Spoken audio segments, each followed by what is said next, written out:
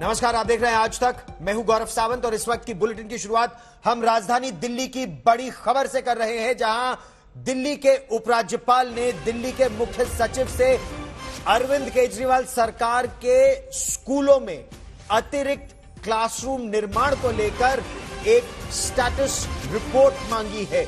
यह जानना चाहा है कि कितने क्लासरूम बन गए हैं, किस तरह का विलंब हुआ है अतिरिक्त क्लासरूम को बनाने में। यही नहीं, यह भी पूछा है विजिलेंस कमिश्नर की जो रिपोर्ट आई थी जिसमें कथित रूप से धांधली का जिक्र था, उस पर सफाई मांगी है।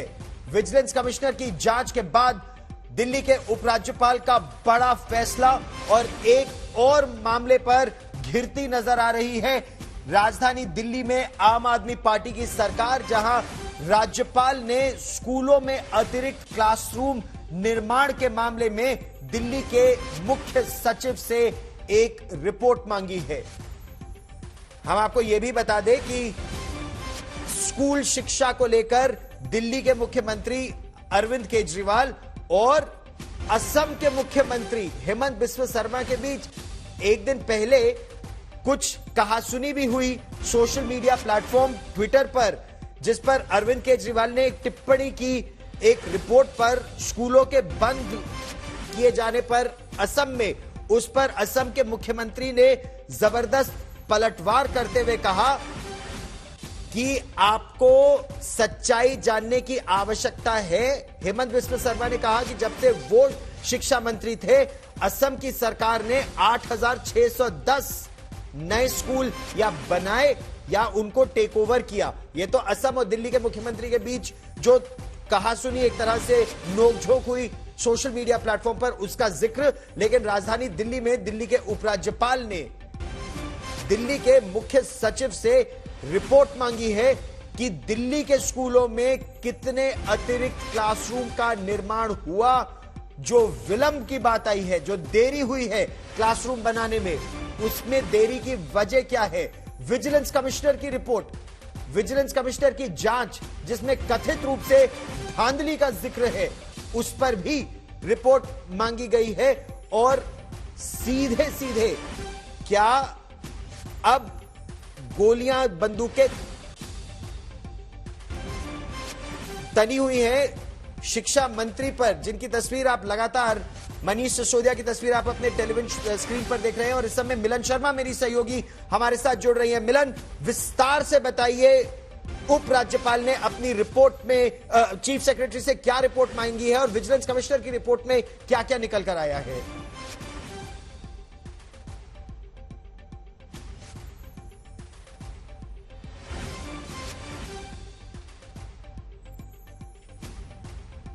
मिलन, आपको मेरी आवाज आ रही है? हम एक बार फिर संपर्क साधने का प्रयास करेंगे, लेकिन इस वक्त की बड़ी खबर दूसरी तरफ हम आपको यह भी बता दें कि सूचना और प्रसारण मंत्री अनुराग ठाकुर ने भी निशाना साधा है अरविंद केजरीवाल सरकार पर, यह कहते हुए कि दिल्ली में आबकारी घोटाले में भारतीय जनता पार्टी ने अरविंद केजरीवाल सरकार के खिलाफ प्रदर्शन भी किया। प्रदर्शनकारियों को तितर बितर करने के लिए दिल्ली पुलिस ने वाटर कैनन का भी इस्तेमाल किया। इस बीच में हम आपको बता दें कि अनुराग ठाकुर ने क्या कहा। अनुराग ठाकुर ने कहा 5 दिन बीत गए लेकिन आम आदमी पार्टी सरकार का कोई जवाब नहीं आया। अगर शराब नीति सही थी तो वापस क्यों लिया। अनुराग ठाकुर ने यह भी कहा कि आम आदमी पार्टी का चेहरा बेनकाब हुआ है।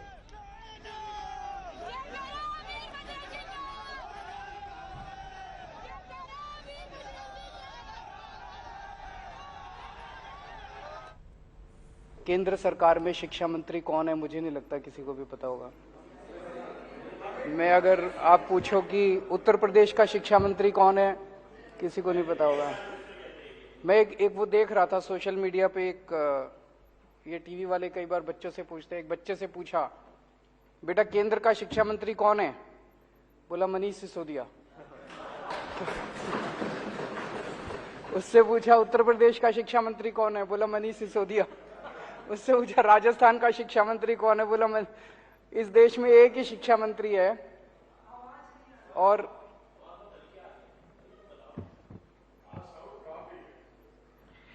इस देश में एक ही शिक्षा मंत्री है और अब तो ऐसे लगता है जैसे पूरी दुनिया में एक ही शिक्षा मंत्री। अगर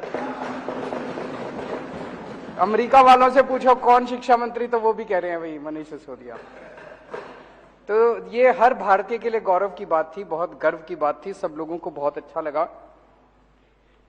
ये खबर छपी थी 18 अगस्त को, और उसी के एक हफ्ते बाद 25 अगस्त को इसी अखबार में, अमेरिका के इसी अखबार में ये एक और खबर छपी थी, Modi's India is where global democracy dies. Modi के भारत में जनतंत्र की हत्या हो रही है। इसी के एक हफ्ते बाद एग्जैक्टली 25 अगस्त को यह खबर छपी है। बहुत तकलीफ होती है जब दुनिया के किसी भी कोने में, किसी भी अखबार में अगर देश के खिलाफ कोई खबर छपती, भारत के खिलाफ कोई खबर छपती है, हर भारतीय के दिल में बहुत पीड़ा होती है। इस किस्म की खबर अगर छपती है तो बहुत तकलीफ होती है। आज देश में दिल्ली सरकार शायद अकेली सरकार है जो ऐसे ऐसे काम कर रहे हैं जिसकी चर्चा पूरी दुनिया में हो रही है। पूरी दुनिया के अंदर आज देश का नाम रोशन कर रहे हैं। जैसे डोनाल्ड ट्रंप साहब की वाइफ आई थी,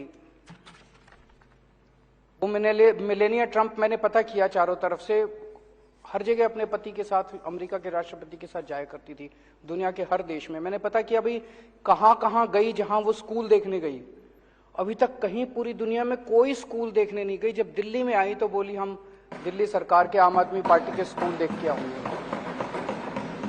ये तो गर्व की बात है, पूरे देश के लिए गर्व की बात थी। यूएन के फॉर्मल सेक्रेटरी जनरल बान की मून साहब दिल्ली आए, स्पेशली दिल्ली के मोहल्ला क्लिनिक देखने के लिए। और ये खबर कि वो दिल्ली आके मोहल्ला क्लिनिक देखने के, ये पूरी दुनिया के सारे अखबारों में छपी, सारे देशों के सारे अखबारों में ये खबर छपी कि बान की मून और नॉर्वे की फॉर्मर प्राइम मिनिस्टर दोनों दिल्ली के मोहल्ला क्लिनिक देखने के लिए आए। फिर अभी सिंगापुर में, सिंगापुर की सरकार ने मेरे को कहा जी आप बहुत अच्छा काम कर रहे हो, हम आपके लिए पूरी दुनिया के मेयर बुलाएंगे और उन सारे मेयर को आके आप बताओ कि आप कैसे अच्छा काम कर रहे हो, उनको सिखाओ। ये तो देश के लिए कितने गौरव की बात है कि हमारे देश के किसी आदमी को बुलाया गया कि सिंगापुर, पूरे दुनिया के मेयर को हमें सिखाने का मौका मिलता। पूरा देश इसकी वजह से बड़ा खुश है। लेकिन जितनी राष्ट्र विरोधी ताकतें हैं, जितने लोग इस देश से नफरत करते हैं, इस देश की तरक्की से नफरत करते हैं, इस देश के विकास से नफरत करते हैं, जो लोग नहीं चाहते ये देश तरक्की करे, 75 साल के अंदर इस देश को घोट के रखा गया वेस्टेड इंटरेस्ट्स के द्वारा, उन सारे लोगों ने अब षड्यंत्र करके मिलके और ये किया यार इनको बंद करो। अब ये अगर इसी तरह से ये आगे बढ़ते रहे तो बड़ी मुश्किल हो जाएगी। और इन लोगों ने मिलके एक षड्यंत्र रचा कि दिल्ली की सरकार गिराई जाए, दिल्ली की सरकार खत्म की जाए। ये दिल्ली की सरकार जब तक खत्म नहीं करेंगे तब तक ये इसी तरह से अच्छा काम करते रहेंगे। ये जितनी राष्ट्र विरोधी ताकतें सारे इकट्ठे हो गए हमारे खिलाफ, सारों ने इकट्ठा होकर ये षड्यंत्र रचा। षड्यंत्र रच के सबसे पहला काम इन्होंने किया, मनीष सिसोदिया के ऊपर एक झूठा आरोप लगाया। बोला मनीष सिसोदिया शराब में पैसे खा गया। हमने बार बार इनसे पूछा जी क्या पैसे खा गया, क्या घोटाला क्या है? तो सच होता है, सच एक होता है, झूठ कई होते हैं उसके। तो इनका एक आदमी बोला जी 1.5 लाख करोड़ रुपए का शराब घोटाला हो गया। 1.5 लाख करोड़ तो दिल्ली का बजट ही नहीं है, इतना शराब घोटाला कहां से हो गया? फिर इनका एक प्रवक्ता था, एक बड़ा सीनियर लीडर, एक डिबेट में बैठा था, वो कहता है 8,000 करोड़ रुपए का घोटाला हो गया। तो मैं देख रहा था, सौरभ उसके साथ था, सौरभ ने पूछा घोटाला क्या है? तो वो कुछ कागज लेके बैठा था, बोला घोटाला, उसको समझ ही ना आए घोटाला क्या है। तो मेरे ख्याल से बता नहीं पाया वो घोटाला बता ही नहीं पाया। फिर उसके बाद इनके 2 बड़े नेताओं ने एक प्रेस कॉन्फ्रेंस करी, बोले 1100 करोड़ का घोटाला हो गया। 1100 करोड़ का घोटाला क्या हो गया भाई? 1100 करोड़ का घोटाला। उनसे पूछा क्या घोटाला हो गया, तो वो भी कुछ इधर उधर की। फिर एलजी साहब ने एक रिपोर्ट बना के बताते हैं, भेजी, अखबार वाले कहते हैं, ये मीडिया वाले कहते हैं, जिसमें कह रहे लिख रखा है 144 करोड़ का घोटाला हो गया।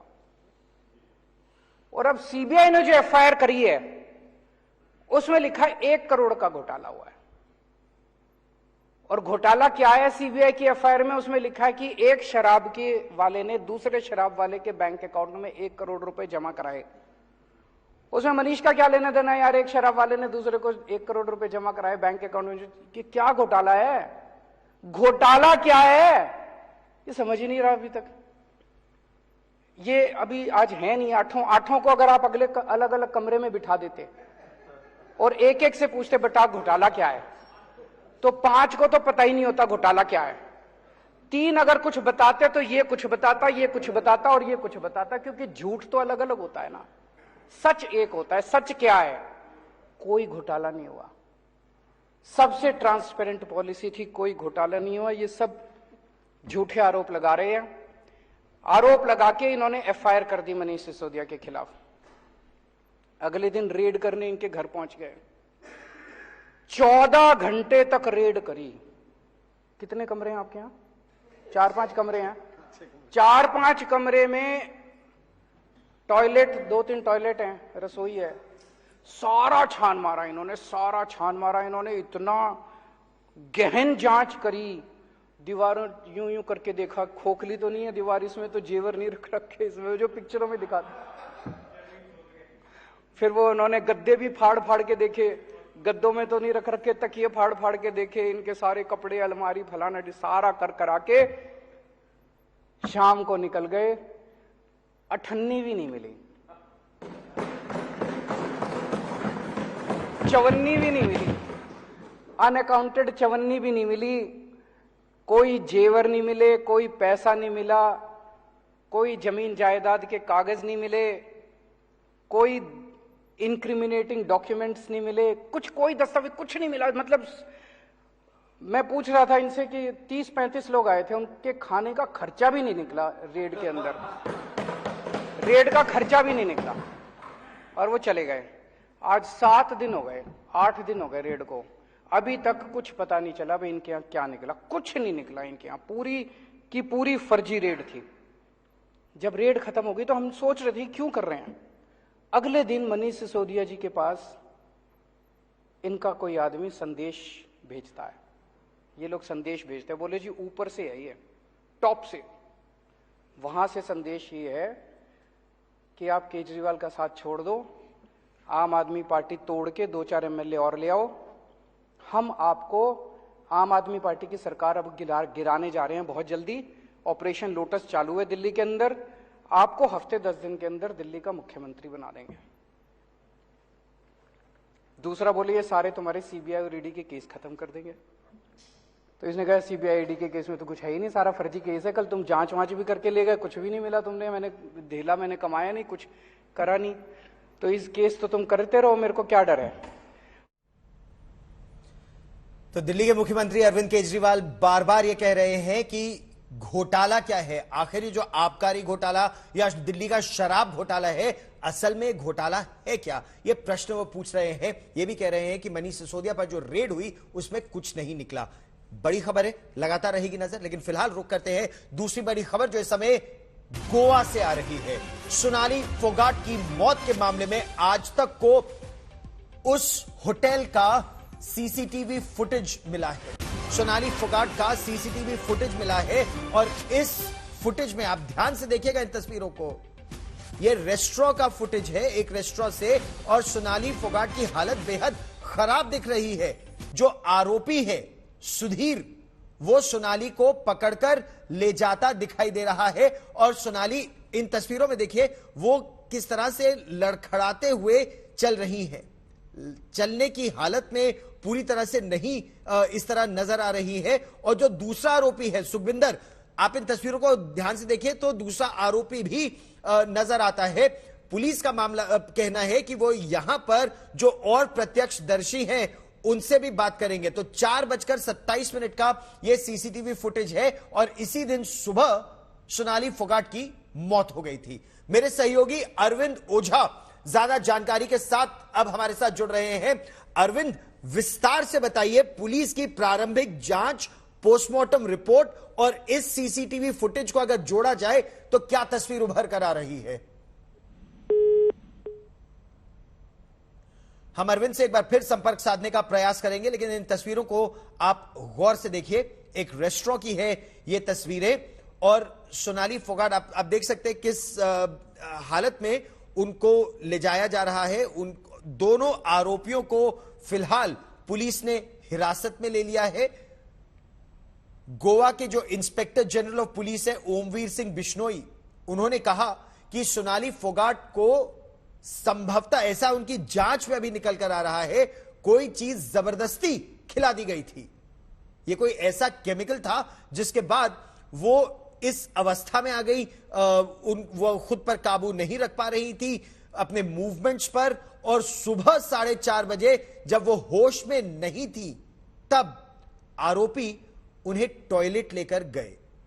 लेकिन 2 घंटे तक क्या रहा, यह अभी पड़ताल की बात है। दोनों को हिरासत में ले लिया गया है। अरविंद ओझा हमारे साथ जुड़ रहे हैं। अरविंद, इन तस्वीरों में पुलिस की जांच में क्या तस्वीर उभर कर आ रही है? देखिए, मैं आपको बताऊं, ये 4:27 का 4:27 का कर्लीज रेस्टोरेंट है जो गोवा का, वहां का ये सीसीटीवी फुटेज है गौरव। और इससे साफ साफ दिखाई दे रहा है कि सोनाली की हालत वो किस तरह से है। न वो चलने की हालत में है, उनकी हालत काफी बिगड़ी हुई है। और वो आरोपी जो पीए है सोनाली फोगाट का, वो पकड़कर इस सीसीटीवी फुटेज में ले जाता हुआ साफ साफ दिखाई दे रहा है। इसी तरह के कई सीसीटीवी फुटेज सीज किए हैं गोवा पुलिस ने। और जो गोवा पुलिस के सूत्र है, उनका कहना है कि एक सीसीटीवी फुटेज जो सबसे अहम है इस पूरे जांच में, जिसके आधार पर गिरफ्तारी हुई है, उसमें एक बॉटल से केमिकल जो ड्रग है, हमारे सोर्सेज ने बताया, वो पिलाते हुए दिखाई दे रहे हैं। वो भी सीज किया गया है, जिसमें सोनाली मना कर रही है। और इसी आधार पर दोनों की गिरफ्तारी है। लेकिन सीसीटीवी फुटेज जो आज तक के हाथ एक्सक्लूसिव लगाया है, ये कर्लीज रेस्टोरेंट का है, 4:27 का। और इसी रेस्टोरेंट से सोनाली की हालत खराब होनी शुरू हुई थी। अगर आप सीसीटीवी फुटेज में देखेंगे तो बकायदा जो एक आरोपी है जिसे गिरफ्तार किया गया है, जो पीए है सुधीर, वो पकड़कर सोनाली को ले जाता हुआ दिखाई दे रहा है। और देखिए, अगर आप सीसीटीवी में, तो सोनाली की हालत बेहद खराब है। उसके अलावा जो दूसरा आरोपी है सुखविंदर, वो भी मौजूद है। और अगर रेस्टोरेंट के लोगों के आप हाव भाव देखें तो वो भी हैरत में है कि आखिर हुआ क्या। लेकिन इसी रेस्टोरेंट से सोनाली की हालत खराब होनी शुरू हुई, जिसके बाद उन्हें उनके जो करीबी हैं वो दूसरी जगह ले जाने की अच्छा, इसको एक एक कड़ी जोड़ते हैं। यहां रेस्टोरेंट में क्या केमिकल पिलाया गया, क्या इस पर कुछ सफाई दोनों आरोपियों ने, सुधीर और सुखविंदर ने दी है? मैं आपको इसके सोर्स है, उन्होंने कंफर्म किया है कि दोनों ने, सुधीर ने खास तौर पर ड्रग उनको दिया है और सोनाली ड्रग के लिए मना कर रही थी। और इसकी तस्वीरें गोवा पुलिस के पास है, नंबर 1। नंबर 2, दोनों ने पूछताछ में ये कबूल किया है कि जो सोनाली है उनको उस रात ड्रग दिया गया पार्टी में, गोवा की पार्टी में उनको ड्रग दिया गया।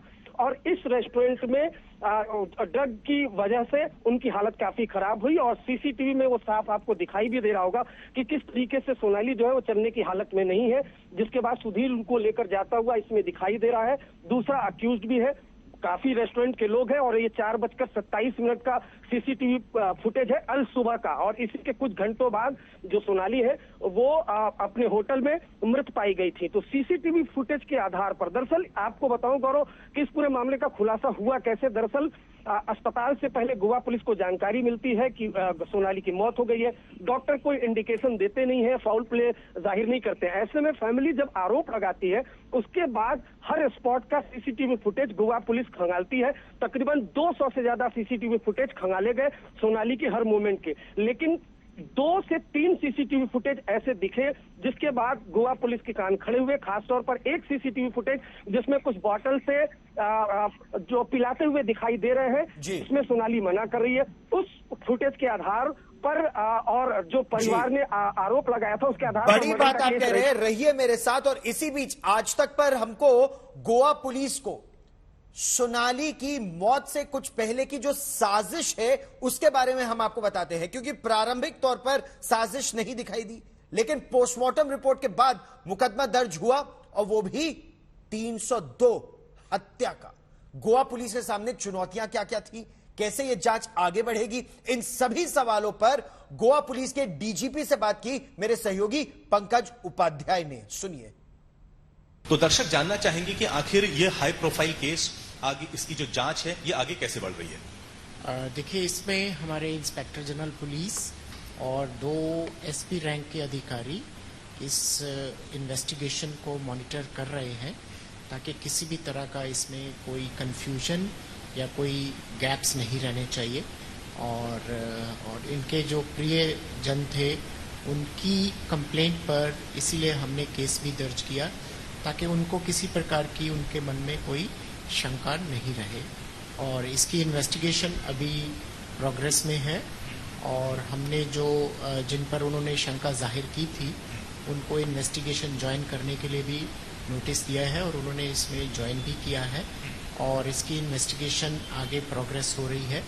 बाकी जिस तरह की इसमें आगे एविडेंस इमर्ज होगी उसमें कानून के मुताबिक इसमें आगे की कार्रवाई की जाएगी। एक सवाल है जो सब लोग जानना चाह रहे हैं, पोस्टमार्टम की प्रक्रिया के बाद यह साफ तौर पर लिखा गया है कि ब्लंट फोर्स से मल्टीपल इंजरीज हैं शरीर में, आप इसे किस तरीके से देखते हैं सर? देखिए, अगर आप उसमें डिटेल्ड पोस्टमार्टम रिपोर्ट में देखें तो ये जो इंजरीज मेंशन की गई हैं दे आर जस्ट अब्रेजन्स और इनके जो डायमेंशंस हैं वो बहुत ही स्मॉल हैं, सेंटीमीटर में 1 सेंटीमीटर इंटू 2 सेंटीमीटर। और ये इंजरीज जो है अगर आप उसको नॉर्मल बॉडी को देखें तो विजिबिलिटी में उसके शरीर पर किसी भी तरह की कोई ऐसी बड़ी चोट नहीं है।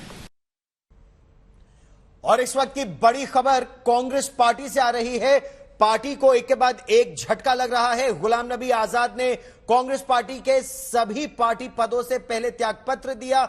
इसके बाद जम्मू और कश्मीर में कांग्रेस पार्टी के कई नेताओं ने कांग्रेस का साथ छोड़ दिया है। पार्टी छोड़ने वाले वो 5 विधायक भी हैं जो भंग की गई विधानसभा के कांग्रेस से सदस्य थे। यही नहीं, इसके अलावा कांग्रेस पार्टी के कश्मीर घाटी में एक और नेता सलमान निजामी ने भी इस्तीफा दे दिया है और उनका आरोप है कि जो कांग्रेस ने चुनाव समिति बनाई थी जम्मू कश्मीर के लिए, इस बारे में उनसे पूछा तक नहीं गया। कई नेता यह कह रहे हैं कि यही गुस्सा गुलाम नबी आजाद को भी था कि सूची उनसे मंगाई गई, कौन जम्मू और कश्मीर में अध्यक्ष बन सकता है पार्टी का। उन्होंने 4 नाम सुझाए और बिना उनसे सलाह मशवरा किए आरोप यही लग रहा है कि कांग्रेस ने निर्णय ले लिया। यह निर्णय गुलाम नबी आजाद को भी एक प्रेस रिलीज के जरिए पता चला। नेताओं को दिल्ली बुला लिया गया, गुलाम नबी आजाद को पता भी नहीं चला। जिस समिति का अध्यक्ष चुना जाना उनको उम्मीद थी कि वो बनेंगे, उस समिति के अध्यक्ष किसी और को बना दिया गया। उनको केवल सदस्य बनाया गया उस समिति का और उनको लगातार लग रहा था कि उनका कद पार्टी में गिरता जा रहा है, घटता जा रहा है और जम्मू और कश्मीर के फैसलों पर भी उनसे राय नहीं ली जा रही है। ज्यादा जानकारी के लिए आपको सीधे लिए चलते मेरे सहयोगी मौसमी सिंह के पास। और मौसमी सिंह ने बात की अब से थोड़ी देर पहले गुलाम नबी आजाद से, आपको वो सुनवाते हैं।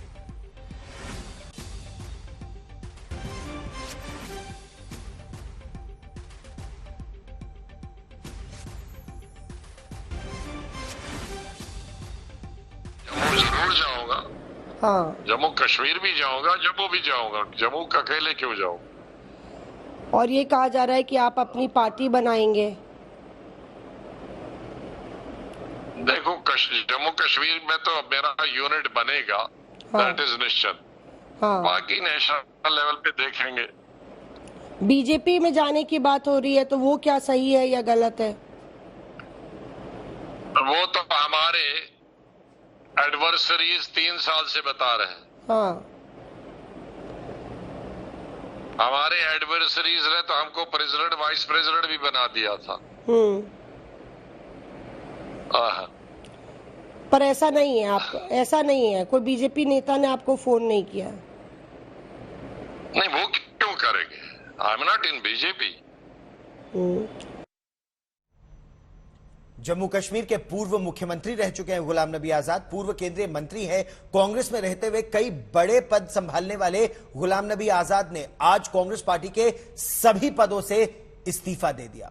पार्टी से आजाद होकर गुलाम नबी नई पार्टी बनाने का उन्होंने ऐलान भी कर दिया है। दूसरी तरफ कांग्रेस ने आरोप लगाया है कि जब कांग्रेस देश भर में केंद्र सरकार के खिलाफ न केवल प्रेस कॉन्फ्रेंस करने वाली थी, देश जोड़ो एक नई रणनीति के तहत आगे बढ़ रही थी, तभी आजाद ने पार्टी का साथ 5 दशकों बाद छोड़ दिया।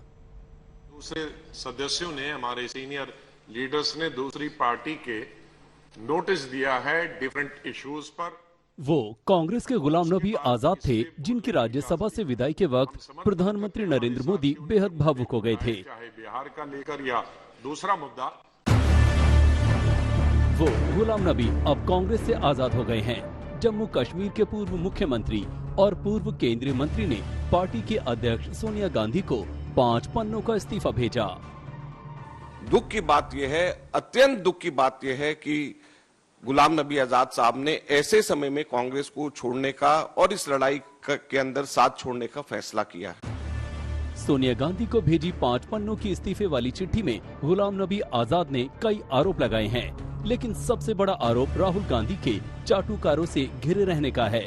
गुलाम नबी आजाद ने लिखा, हालांकि दुर्भाग्य से श्री राहुल गांधी के राजनीति में प्रवेश के बाद और विशेष रूप से जनवरी 2013 के बाद जब उन्हें आपके द्वारा उपाध्यक्ष के रूप में नियुक्त किया गया था, तो उनके द्वारा पहले मौजूद संपूर्ण सलाहकार तंत्र को ध्वस्त कर दिया गया था। ये चलता रहता है। आज उनको लगता है, मैं तो कह दिया ना आपको कि जो इन्होंने कहा आज, अभी तो मैं खुद सदमे में हूँ। एक ऐसा 42 साल का जिसको सब कुछ मिला जिंदगी के अंदर, 42 साल ही बगैर पद के नहीं रहे हो व्यक्ति, आज वो ये मैसेज दे रहे जैसे कि जो मेरी समझ के परे है। मैं तो ये कह सकता हूँ कि आजाद साहब जैसे व्यक्ति को जो कांग्रेस ने सब कुछ दिया है, आज पहचान उनके देश में तो कांग्रेस के कारण से है, इंदिरा गांधी के कारण से है, राजीव गांधी के कारण से है, नरसिम्हा जी के कारण से हैं और सोनिया गांधी के कारण से है। उनको ये जो जिस प्रकार भावना प्रकट की है, मैं समझता हूँ उचित नहीं कही जा सकती। मैं गुलाम नबी आजाद के इस्तीफे को कांग्रेस उनके बीजेपी के साथ दोस्ती से जोड़ रही है। कांग्रेस पार्टी सबसे प्रमुख विपक्षी पार्टी होने के नाते लड़ रही है। इसमें भी कोई दो राय नहीं है कि राहुल गांधी जी सबसे मुखर नेता अगर कोई पूरे देश में है जो विपक्ष की आवाज है तो वो राहुल गांधी है। तो ऐसे समय में हम ये उम्मीद करते थे कि गुलाम नबी आजाद साहब जैसे वरिष्ठ नेता कांग्रेस के कार्यकर्ताओं के साथ मिलकर के विपक्ष की आवाज और जनता की आवाज के को अपना बल देते। दुख की बात यह है कि वो इस आवाज के अंदर अपना हिस्सा नहीं बनना चाह रहे। ये बड़े दुख की बात है। पिछले कुछ वक्त से गुलाम नबी आजाद पार्टी से नाराज चल रहे थे और अपनी नाराजगी जाहिर भी कर रहे थे। पार्टी ने उन्हें जम्मू कश्मीर में चुनाव समिति का अध्यक्ष बनाया तो उन्होंने चंद घंटे में ही इस्तीफा भेज दिया। अब पार्टी से उनके इस्तीफे के बाद कांग्रेस कल्चर पर बड़े सवाल खड़े हो रहे हैं। नेताओं को सम्मान नहीं, नंबर 1। दूसरा, वो आज भी उनकी तलाश होती है तो प्रॉक्सी प्रेसिडेंट की होती है।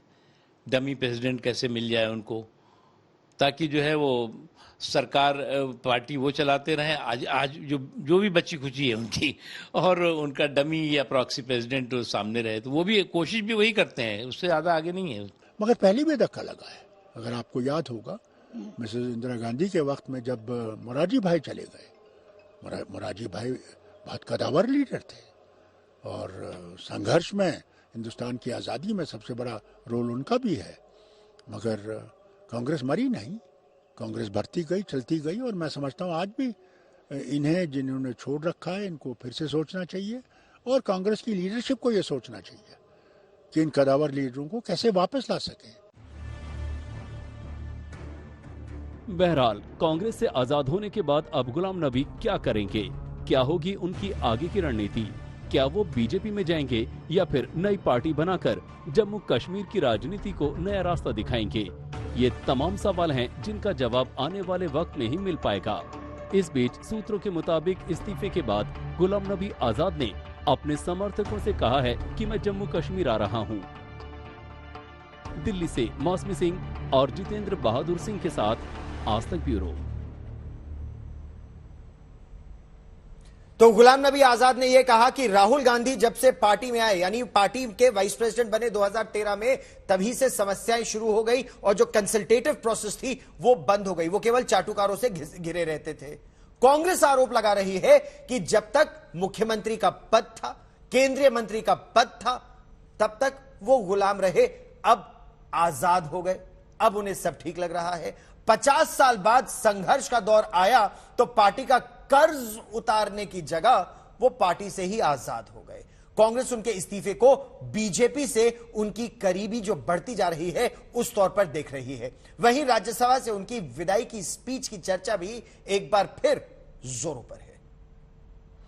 गुजर गया वो जो छोटा सा एक फसाना था, गुजर गया वो जो छोटा सा एक फसाना था, फूल थे, चमन था, आशियाना था।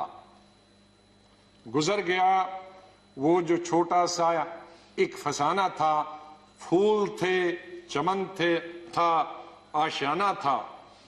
न पूछ उजड़े नशे मन की दास्ता, घोंसला उजड़ गया। न पूछ उजड़े नशे मन की दास्ता, न पूछ थे 4 तिनके मगर नाम आशियाना तो था।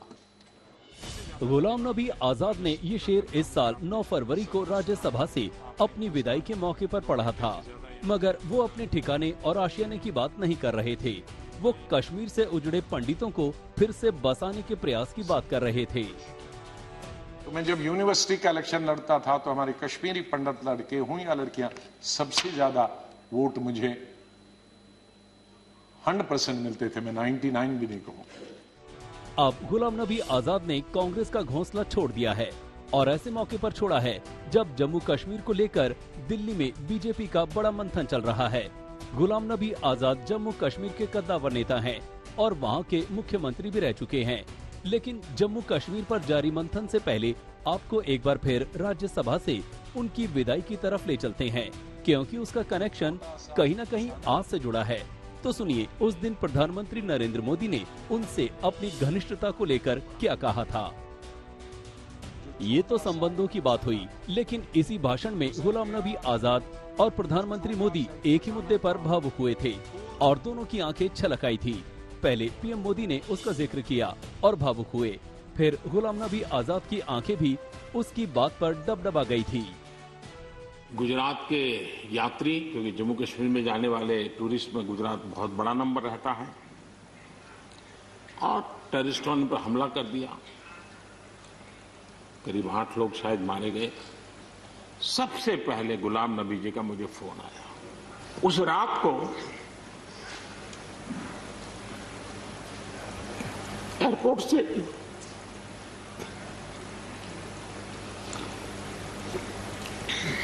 उन्होंने मुझे फोन किया और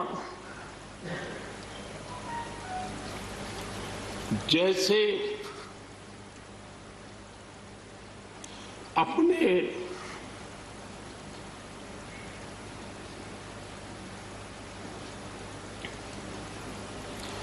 परिवार के सदस्य की चिंता करें,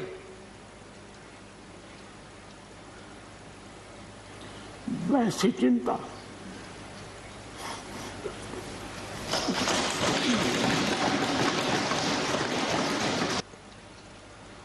पद, सत्ता जीवन में आती रहती है, लेकिन उसे कैसे पचाना।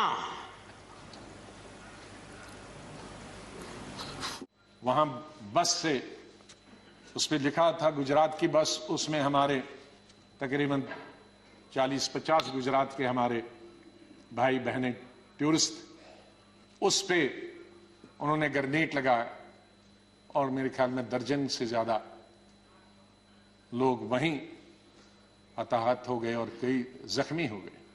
मैं फौरन तुरंत जगह पे पहुंचा, लेकिन तब तक पुलिस ने वो हटा दिया था। तो जब मैं एयरपोर्ट पे पहुंचा तो इन बच्चों ने, जिसका किसी का पिता मर गया था, किसी की मां मर गई थी, वो रोते रोते मेरे टांगों से जब लिपट गए तो मैं जोर से मेरी आवाजें निकल गई, ए खुदा ये क्या तुमने किया। मैं कैसे जवाब दूं इन बच्चों को? मैं कैसे जवाब दूं उन बहनों को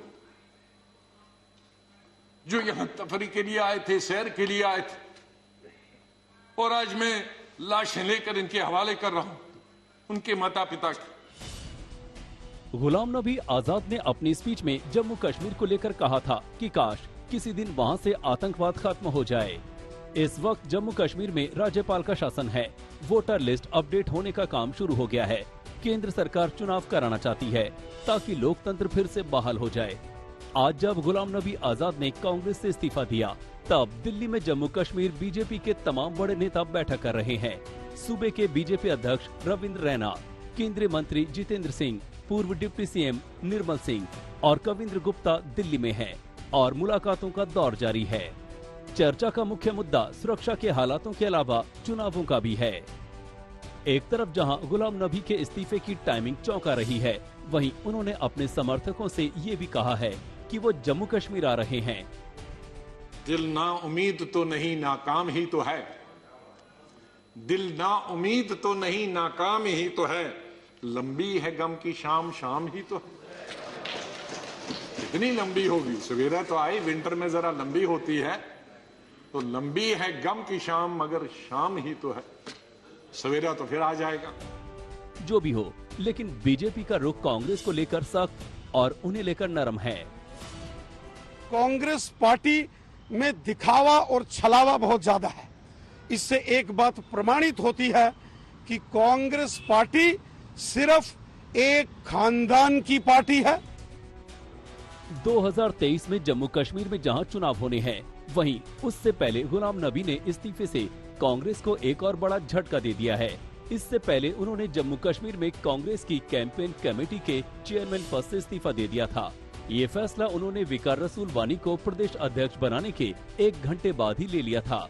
रसूल वानी उनके करीबी हैं, लेकिन बताया ये जा रहा है कि उन्होंने इसे अपने डिमोशन के तौर पर देखा।